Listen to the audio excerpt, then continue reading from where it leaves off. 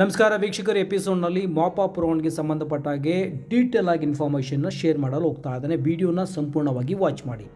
So ಮೊದಲನೇದು, mop up round ನಡೆಯುವ ಸಂದರ್ಭದಲ್ಲಿ ಒಂದು ವೇಳೆ ಸೀಟ್ ಬೇಗನೆ ಮುಗಿದ್ರೆ ಮಾಪ್ ಅಪ್ ರೌಂಡ್ ತಕ್ಷಣ ನಿಲ್ಲಿಸಲಾಗುತ್ತೆ. ಅಂದರೆ ಸೀಟ್ ಮುಗಿದ ತಕ್ಷಣ ಅದು ಮಾಪ್ ಅಪ್ ರೌಂಡ್ ಕಂಟಿನ್ಯೂ ಆಗಲು ಸಾಧ್ಯವಿಲ್ಲ. ಅವಾಗ ಅದನ್ನು ಸ್ಟಾಪ್ ಮಾಡ್ತಾರೆ.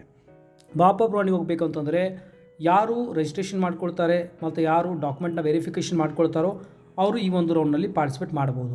ಇನ್ನೊಂದು ಭಾಳ ಮುಖ್ಯವಾಗಿ ಹೇಳಬೇಕಂದ್ರೆ, ಕೆಲವರು ಯು ಜಿ ಸಿ ಟಿಯಲ್ಲಿ ಮಾತ್ರ ಪಾರ್ಟಿಸಿಪೇಟ್ ಮಾಡಿರ್ತಾರೆ ಮತ್ತು ಯು ಜಿ ನೀಟಲ್ಲಿ ರಿಜಿಸ್ಟ್ರೇಷನ್ ಮಾಡ್ಕೊಂಡಿರೋದಿಲ್ಲ. ಆ ವಿದ್ಯಾರ್ಥಿಗಳು ನಿಮ್ಮ ರೋಲ್ ನಂಬರನ್ನು ಹಾಕಿ ನೀವು ರಿಜಿಸ್ಟ್ರೇಷನ್ ಮಾಡ್ಕೊಳ್ಬೋದು. ನಿಮಗೆ ಫೀ ತುಂಬುವಂಥ ಅವಶ್ಯಕತೆ ಇರೋದಿಲ್ಲ, ಮೊದಲು ಸಹ ನಿಮಗೆ ಹೇಳ್ತೇನೆ. ಸೊ ಮತ್ತು ಆಮೇಲೆ ಈಗ ಒಂದು ವೇಳೆ ನೀವು ಯು ಜಿ ನೀಟ್ಗೆ ಒಂದು ವೇಳೆ ಈಗ ಹೊಸದಾಗಿ ಮಾಡ್ತಾಯಿದ್ರು ಸಹ ಮಾಡಿ ಆಮೇಲೆ ದಾಖಲಾತಿಗಳನ್ನು ಅಪ್ಲೋಡ್ ಮಾಡ್ಕೊಳ್ಬೋದು ಅಂತ ಹೇಳಲಾಗ್ತಾ ಇದೆ. ಸೊ ಈಗ ನೀವು ಆ ಒಂದು ಪ್ರಿಂಟೌಟ್ನ ಕಂಪಲ್ಸರಿ ಅದನ್ನು ತೆಗೆದುಕೊಳ್ಬೇಕಾಗುತ್ತೆ. ಸೊ ನಂತರ ನೀವು ಮಾಪ್ ಅಪ್ ರೌಂಡಲ್ಲಿ ನೀವು ಪಾರ್ಟಿಸಿಪೇಟ್ನ ಮಾಡ್ಕೊಳ್ಬೋದು. ಮತ್ತು ಇನ್ನೊಂದು ಮುಖ್ಯವಾಗಿ, ಆಲ್ರೆಡಿ ನೀವು ರಿಜಿಸ್ಟ್ರೇಷನ್ ಮಾಡ್ಕೊಂಡಿರ್ತೀರಾ, ಆದರೆ ಅಲ್ಲಿ ಡಾಕ್ಯುಮೆಂಟ್ ಅಪ್ಲೋಡ್ ಮಾಡದೇ ಇರೋದಿಲ್ಲ. ಅಂದರೆ ವೆರಿಫಿಕೇಷನ್ ಸ್ಲಿಪ್ ಅವ್ರ ಹತ್ರ ಇರಲ್ಲ. ಸಿಂಪಲಾಗಿ ಹೇಳಬೇಕಂದ್ರೆ ಯಾರ ಹತ್ರ ವೆರಿಫಿಕೇಷನ್ ಸ್ಲಿಪ್ ಇಲ್ಲೋ ನೀವು ಡಾಕ್ಯುಮೆಂಟ್ನ ಮತ್ತೆ ಅಪ್ಲೋಡ್ ಮಾಡ್ಬೋದು. ಒಂದು ವೇಳೆ ತಿರಸ್ಕರಿಸಿದರೂ ಸಹ ನೀವು ಡಾಕ್ಯುಮೆಂಟ್ ಅಪ್ಲೋಡ್ ಮಾಡ್ಬೋದು. ಅದಕ್ಕಾಗಿ ದಿನಾಂಕ ನೋಡ್ಬೋದು. 13 ಡಿಸೆಂಬರಿಂದ 15 ಡಿಸೆಂಬರ್ ಮಧ್ಯಾಹ್ನ 2 ಗಂಟೆವರೆಗೆ ಸಮಯವಿರುತ್ತೆ. ನೀವು ಡಾಕ್ಯುಮೆಂಟ್ಸ್ಗಳನ್ನ ಅಪ್ಲೋಡ್ ಮಾಡ್ಬೋದು. ನಂತರ ನೀವು ಎಂಟ್ರಿ ಪಾಸ್ ಮತ್ತು ಆಮೇಲೆ ವೆರಿಫಿಕೇಷನ್ ಸ್ಲಿಪ್ನ ಡೌನ್ಲೋಡ್ ಮಾಡಿಕೊಂಡು ನಂತರ ಒರಿಜಿನಲ್ ಡಾಕ್ಯುಮೆಂಟ್ಸ್ ಮತ್ತು ಆಮೇಲೆ ಡಿಮ್ಯಾಂಡ್ ಡ್ರಾಫ್ಟ್ನ ತೆಗೆದುಕೊಂಡು ನೀವು ಮಾಪ್ ಅಪ್ ರೌಂಡಲ್ಲಿ ಭಾಗವಹಿಸಬಹುದು. ಮತ್ತು ಇನ್ನೊಂದು ಭಾಳ ಜನ ಕೇಳ್ತಾ ಇದ್ದೀರಿ, ಸರ್ ಆಲ್ರೆಡಿ ನಾವು first round second round already participate ಮಾಡಿದ್ವಿ, ನಮಗೆ ಸೀಟ್ ಸಿಕ್ಕಿಲ್ಲ, ಈಗ ನಾವು ಮಾಪ್ ಅಪ್ ರೌಂಡ್ ಹೋಗೋದಕ್ಕಾಗಿ ಮತ್ತೆ ನಾವು ರಿಜಿಸ್ಟ್ರೇಷನ್ ಮಾಡಬೇಕಂತ ಕೇಳ್ತಾ ಇದ್ದಾರೆ. ನೋಡಿ, ನಿಮಗೆ ರಿಜಿಸ್ಟ್ರೇಷನ್ ಮಾಡ್ಕೊಳ್ಳೋಂಥ ಯಾವುದೇ ರೀತಿ ಅವಶ್ಯಕತೆ ಇರೋದಿಲ್ಲ. ನೀವು ಡೈರೆಕ್ಟಾಗಿ ನೀವು ಎಂಟ್ರಿ ಪಾಸ್ನ ಡೌನ್ಲೋಡ್ ಮಾಡ್ಕೊಳ್ಬೋದು. ಎಂಟ್ರಿ ಪಾಸ್ ಮತ್ತು ಆಮೇಲೆ ಇದು ಒಂದು ಡಿ ಡಿನ ಮಾಡಿಸ್ಕೊಂಡು ನಂತರ ಆ್ಯಸ್ ಪರ್ ದ ಸ್ಕೆಡ್ಯೂಲ್ ನೀವು ಬ್ಯಾಂಗ್ಳೂರು ಅಂದರೆ ಕರ್ನಾಟಕ ಎಕ್ಸಾಮಿನೇಷನ್ ಅಥಾರಿಟಿ ಬ್ಯಾಂಗ್ಳೂರಿಗೆ ವಿಸಿಟ್ ಮಾಡಿ ಮಾಪ್ ಅಪ್ ರೌಂಡಲ್ಲಿ ಪಾರ್ಟಿಸಿಪೇಟ್ ಮಾಡ್ಬೋದು. ನಿಮಗೆ ರಿಜಿಸ್ಟ್ರೇಷನ್ ಮಾಡ್ಕೊಳ್ಳುವಂತಹ ಅವಶ್ಯಕತೆ ಇರುವುದಿಲ್ಲ. ಯಾರು first round second round already participate ಮಾಡಿರ್ತೀರೋ, ಆಲ್ರೆಡಿ ಮಾತ್ರ ವೆರಿಫಿಕೇಷನ್ ಸ್ಲಿಪ್ ಇರುತ್ತೆ ಮತ್ತು ಇನ್ನೊಂದು ಸಲ ರಿಜಿಸ್ಟ್ರೇಷನ್ ಒಟ್ಟಾಗಿ ನಿಮಗೆ ಬೇಕಾಗಿರುವುದಿಲ್ಲ.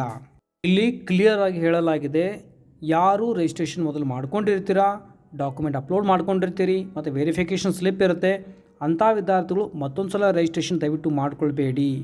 ಮತ್ತೊಮ್ಮೆ ನಿಮಗೆ ಡಾಕ್ಯುಮೆಂಟ್ ಅಪ್ಲೋಡ್ ಮಾಡೋಂಥ ಅವಶ್ಯಕತೆ ಇರುವುದಿಲ್ಲ. ನಿಮಗೆ ಏನು ಮಾಡಬೇಕು, ಆಲ್ರೆಡಿ ರಿಜಿಸ್ಟ್ರೇಷನ್ ಮಾಡಿ ವೆರಿಫಿಕೇಷನ್ ಸ್ಲಿಪ್ ಯಾರ ಹತ್ರ ಇದೆಯೋ ಯು ಜಿ ನಿಟಿಗೆ ಸಂಬಂಧಪಟ್ಟ ಹಾಗೆ ಆ ವಿದ್ಯಾರ್ಥಿಗಳು ಡೈರೆಕ್ಟ್ಲಿ ಎಂಟ್ರಿ ಪಾಸ್ನ ಡೌನ್ಲೋಡ್ ಮಾಡ್ಕೊಳ್ಬೋದು. ಎಂಟ್ರಿ ಪಾಸ್ನ ಡೌನ್ಲೋಡ್ ಮಾಡಿಕೊಂಡು ಸ್ಕೆಡ್ಯೂಲ್ನಲ್ಲಿ ಏನಿದೆ ಅದ್ರ ಪ್ರಕಾರ ನೀವು ಮಾಪ್ ಅಪ್ ರೌಂಡಲ್ಲಿ ಪಾರ್ಟಿಸಿಪೇಟ್ ಮಾಡ್ಬೋದು. ಮತ್ತು ನೀವು ಎಂಟ್ರಿ ಪಾಸಿನ ಡೌನ್ಲೋಡ್ ಮಾಡ್ಕೊಂಡಿರ್ತೀರಾ, ಇಲ್ಲಿ ಹೇಳಲಾಗ್ತಾ ಇದೆ ಅಭ್ಯರ್ಥಿಗಳ ಫೋಟೋನು ಎಂಟ್ರಿ ಪಾಸ್ನಲ್ಲಿ ಮುದ್ರಿಸಲಾಗೋದು. ಅಂದರೆ ಆಲ್ರೆಡಿ ಅಲ್ಲಿ ಪ್ರಿಂಟ್ ಬಂದಿರುತ್ತೆ, ಯಾವ ಕ್ಯಾಂಡಿಡೇಟಲ್ಲಿ ಪಾರ್ಟಿಸಿಪೇಟ್ ಮಾಡ್ತಾ ಇದ್ದಾನೋ ಆ ವಿದ್ಯಾರ್ಥಿಯ ಫೋಟೋ ಎಂಟ್ರಿ ಪಾಸ್ನಲ್ಲಿ ಅಲ್ಲಿ ಆಲ್ರೆಡಿ ಪ್ರಿಂಟ್ ಆಗಿರುತ್ತೆ. ಈಗ 2ನೇ ರೌಂಡ್ ಫೈನಲ್ ರಿಸಲ್ಟ್ 13ನೇ ತಾರೀಕು ಬರುತ್ತೆ. ಅದಾದ ನಂತರ ಎಷ್ಟು ಜನ ಸೀಟ್ನ ಸರೆಂಡರ್ ಮಾಡ್ತಾರೋ, ಕ್ಯಾನ್ಸಲ್ ಮಾಡ್ಕೊಂಡಿರ್ತಾರೋ, ಅಡ್ಮಿಷನ್ ಮಾಡ್ಕೊಳ್ಳೋದಿಲ್ವೋ, ಅವೆಲ್ಲ ಉಳಿದಂಥ ಸೀಟ್ಗಳೆಲ್ಲ ಇನ್ನೊಂದು ಸೀಟ್ ಮ್ಯಾಟ್ರಿಕ್ಸಲ್ಲಿ ಅಂದರೆ ವರ್ಗಗಳ ಅನುಗುಣವಾಗಿ ಅಂದರೆ ನಿಮ್ಮ ಕೆಟಗರಿಗೆ ಅನುಗುಣವಾಗಿ ಆ ಒಂದು ಡಿಸ್ಪ್ಲೇ ಅಂದರೆ ಸೀಟ್ ಮ್ಯಾಟ್ರಿಕ್ಸ್ ಡಿಸ್ಪ್ಲೇನ ಆಲ್ರೆಡಿ ಮಾಡ್ತಾರೆ. ಅದನ್ನು ನೋಡಿಕೊಂಡು ನೀವು ಮಾಪ್ ಅಪ್ ರೌಂಡಿಗೆ ಪಾರ್ಟಿಸಿಪೇಟ್ ಮಾಡ್ಬೋದು. ಮತ್ತು ಇಲ್ಲಿ ಕ್ಲಿಯರಾಗಿ ಮೆನ್ಷನ್ ಮಾಡಲಾಗಿದೆ ನೋಡಿ, ಸೆಕೆಂಡ್ ರೌಂಡಲ್ಲಿ ಒಂದು ವೇಳೆ ಈ ಒಂದು ರಿಸಲ್ಟ್ ಬಂದ ನಂತರ 2A ನಲ್ಲಿರುವಂಥ ಕೆಟಗರಿಯಲ್ಲಿ ವಿದ್ಯಾರ್ಥಿ ಸೀಟ್ನ ಕ್ಯಾನ್ಸಲ್ ಮಾಡಿಕೊಂಡ್ರೆ, ಸರೆಂಡರ್ ಮಾಡಿಕೊಂಡ್ರೆ ಅಂದರೆ ರದ್ದು ಮಾಡಿಕೊಂಡ್ರೆ, ಸೊ ಆ ಸೀಟ್ ಅದೇ ಕೆಟಗರಿಗೆ ಅಲ್ಲಿ ಅವೈಲೇಬಲ್ ಆಗುತ್ತೆ. ಅಂದರೆ ಮಾಪ್ ಅಪ್ ರೌಂಡಲ್ಲಿ 2A ಕೆಟಗರಿಯಲ್ಲಿ ಸೀಟ್ ಕ್ಯಾನ್ಸಲ್ ಆದರೆ 2A ಕೆಟಗರಿನಲ್ಲಿ ಮಾತ್ರ ಅದು ಅವೈಲೇಬಲ್ ಆಗುತ್ತೆ. ಸೊ ಹಾಗಾಗಿ ಈ ಒಂದು ಮಾಪ್ ಅಪ್ ರೌಂಡಲ್ಲಿ ಏನಾಗುತ್ತಪ್ಪ ಅಂದರೆ MBBS ಸೀಟ್ಗಳನ್ನು ಅಂದರೆ ಆಯಾ ವರ್ಗದ ಅಭ್ಯರ್ಥಿಗಳಿಗೆ ಮಾತ್ರ ಮೊದಲು ಹಂಚಿಕೆ ಮಾಡಲಾಗೋದು. ಒಂದು ರೌಂಡ್ ಮುಗಿದ ನಂತರ ಆ ವರ್ಗದಲ್ಲಿ ವಿದ್ಯಾರ್ಥಿಗಳು ಅವೈಲೇಬಲ್ ಇದ್ದಿಲ್ಲಪ್ಪ ಅಂದರೆ ನಂತರ ಏನು ಮಾಡ್ತಾರೆ ಅಂದರೆ ಕನ್ವರ್ಷನ್ ಮಾಡ್ತಾರೆ. ಅಂದರೆ ಎಲ್ಲ ಕೆಟಗರಿಯಲ್ಲಿರುವಂತಹ ಉಳಿದಿರುವಂಥ ಸೀಟ್ಗಳನ್ನು ಕಂಪ್ಲೀಟಾಗಿ ಜನರಲ್ ಮೆರಿಟಿಗೆ ಕನ್ವರ್ಟ್ ಮಾಡಲಾಗುತ್ತೆ. ಸೊ ನಂತರ ಸೆಕೆಂಡ್ ರೌಂಡಲ್ಲಿ ಒಂದು ವೇಳೆ ಸೀಟ್ ಉಳಿದ್ರೆ ಮಾತ್ರ ಮತ್ತು GMನಲ್ಲಿ ಅದು ಸೀಟ್ನ ಅಲ್ಲಿ ಹಂಚಿಕೆ ಮಾಡಲಾಗುವುದು.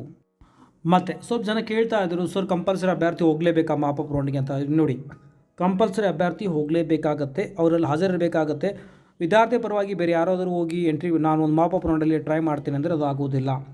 ಮತ್ತು ಆ ವಿದ್ಯಾರ್ಥಿ ಜೊತೆ ಬರುವಂಥ ಪೋಷಕರಾಗಿರ್ಬೋದು ಅಥವಾ ತಂದೆ ತಾಯಿ ಆಗಿರ್ಬೋದು, ಆ ಒಂದು ಎಂಟ್ರಿ ಪಾಸಲ್ಲಿ ಅದರ ಬಗ್ಗೆ ಡೀಟೇಲ್ಸ್ ಅಲ್ಲಿ ಇನ್ಫಾರ್ಮೇಷನ್ ಇರಬೇಕಾಗತ್ತೆ. ಅಲ್ಲಿ ಎಂಟ್ರಿ ಪಾಸಲ್ಲಿ ನಿಮಗೆ ನಮೂದಿಸಬೇಕಾಗುತ್ತೆ. ಭಾಳ ಜನ ನನಗೆ ಫೀ ಸ್ಟ್ರಕ್ಚರ್ ಬಗ್ಗೆ ಸಹ ಕೇಳ್ತಾ ಇದ್ರು, ಸರ್ ಹೆಚ್ಚಿಗೆ ಇರುತ್ತಾ ಕಡಿಮೆ ಇರುತ್ತಾ ಅಂತ. ನೋಡಿ, ಫೀ ಮೊದಲು ಏನು ಡಿಸೈಡ್ ಆಗಿತ್ತು ಗೌರ್ಮೆಂಟ್ ಕೋಟಾದಲ್ಲಿ, ಅದು ಮೀನ್ಸ್ ಗೌರ್ಮೆಂಟ್ ಕಾಲೇಜ್ ಆಗಿರ್ಬೋದು ಮತ್ತು ಆಮೇಲೆ ಪ್ರೈವೇಟ್ ಕೋಟಾ ಕಾಲೇಜ್ನಲ್ಲಿ ಆಗಿರ್ಬೋದು, ಮೊದಲು ಫೀ ಏನು ಡಿಸೈಡ್ ಆಗಿತ್ತು ಅದೇ ಫೀಲ್ ಇರುತ್ತೆ. ಸೊ ಒಂದು ಹೇಳ್ತಾ ಇದ್ದೀನಿ, DD ಮಾತ್ರ ತೆಗೆದುಕೊಂಡು ಹೋಗ್ಬೋದು. ನಗದು ಕಾಶಲ್ಲಿ ಕೊಡ್ತೀನಿ ಅಂತ ಇಲ್ಲಿ ಆಗೋದಿಲ್ಲ, ಮತ್ತು ನೀವು ಅಲ್ಲಿ ಚೆಕ್ ಕೊಡ್ತೀನಿ ಅಂದ್ರೆ ಆಗೋದಿಲ್ಲ. ಕಂಪಲ್ಸರಿ ನಿಮಗೆ DD ಮುಖಾಂತರದಲ್ಲಿ ಪೇಮೆಂಟ್ ಮಾಡಬೇಕಾಗುತ್ತೆ. ಸೊ ನಿಮಗೆ ಈ DD ಯಾರ ಹೆಸರಿನಲ್ಲಿ ತೆಗೆಸಬೇಕು ಅಂದರೆ ದ ಎಕ್ಸಿಕ್ಯೂಟಿವ್ ಡೈರೆಕ್ಟರ್ KA ಹೆಸರಿನಲ್ಲಿ ನಿಮಗೆ DDನ ತೆಗೆಸಬೇಕಾಗುತ್ತೆ. ಸೊ ಒಂದು ವೇಳೆ ನೀವು ಕೇವಲ ಗೌರ್ಮೆಂಟ್ ಕಾಲೇಜ್ಗಳಿಗೆ ಮಾತ್ರ ನೀವು ಅಡ್ಮಿಷನ್ ತೆಗೆದುಕೊಳ್ಬೇಕು ಅಂತಾರೆ 59,850 ರುಪೀಸ್ ಡಿ ಡಿನ ತೆಗೆಸಿ.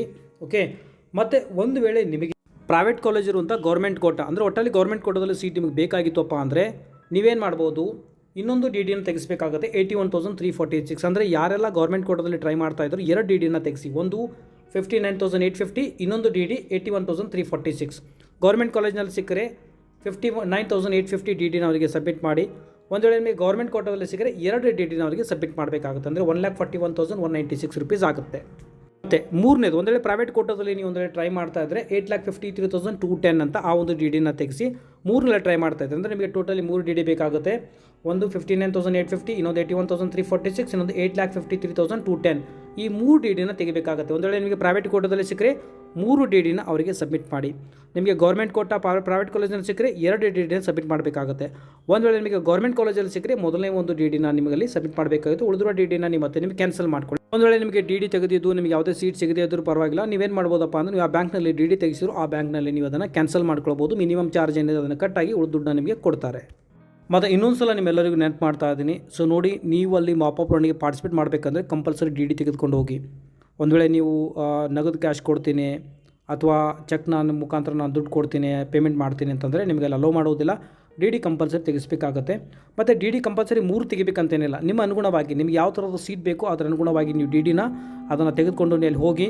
ಓಕೆ, ನಿಮಗೆ ಸೀಟ್ ಸಿಕ್ಕರೆ ಆ ಡಿ ಡಿನ ಕೊಟ್ಟು ನೀವು ಅಲ್ಲಿ ಏನಪ್ಪ ಅಂದರೆ ಒರಿಜಿನಲ್ ಡಾಕ್ಯುಮೆಂಟ್ಸ ಕೊಟ್ಟು ಅಲಾಟ್ ಆಗಿರುವಂಥ ಕಾಲೇಜಿಗೆ ನೀವು admission as per the schedule ನೀವು ಮಾಡ್ಕೊಳ್ಬೋದು.